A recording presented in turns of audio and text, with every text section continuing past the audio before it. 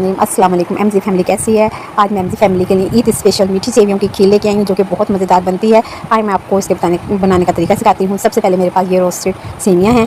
इनको इसमें बनाने के लिए सबसे पहले हमें यही रोस्टेड सेवियाँ चाहिए, क्योंकि इससे इसका जायका बहुत अच्छा होता है। ये बहुत मज़ेदार बनता है, दूसरी सेवियों में इतना जायका नहीं होता। सबसे पहले मेरे पास बादाम है, किशमिश है, छोटी इलायची है, नारियल है।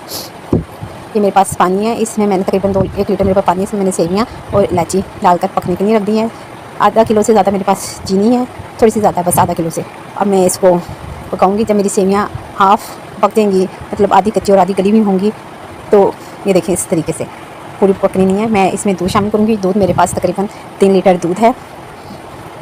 मैं इसमें पैकेट का दूध इस्तेमाल कर रही हूँ। आपकी अपनी मर्ज़ी है, आपकी पसंद है कि आप इसमें खुला दूध इस्तेमाल करें या पैकेट का। यहाँ मैं पैकेट का दूध इस्तेमाल करेंगे। अब हम इसे अच्छे से पकाएंगे सेवियों को, और उस तक जब तक इसमें उबाल नहीं आता तब तक हम इसे चलाते रहेंगे। ये इसमें अब उबाल आना शुरू हो गया है और इसको हम पकाते जाएंगे। अब ये देखें थोड़ी थोड़ी ये गाढ़ी होती जा रही है।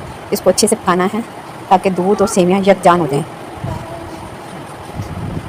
बहुत ही ज़बरदस्त सी सेवियाँ खुशबू आना शुरू हो गई है। हमारी सेवियाँ की खीर तकरीबन करीब तैयारी के करीब है। अब हम इसमें मेवे डाल देंगे और ये इसको थोड़ा सा और पकाएंगे। अब इसको अभी हम 10 मिनट और पकाएंगे ताकि ये अच्छे से मेवा भी इसमें अच्छे से पक जाए, इसका जायका आ जाए। अब ये तकरीबन हमारी खीर, सेवियों की खीर मुकम्मल तैयार है। ये देखें इस तरह से अब हमने इसे डिश आउट किया है। मज़ेदार से हमारी सेवियों की खीर तैयार हो गई है। अगर आपको मेरी ये डिश अच्छी लगी है, लाइक करें, शेयर करें, दुआओं में याद रखें। अल्लाह हाफ़िज़।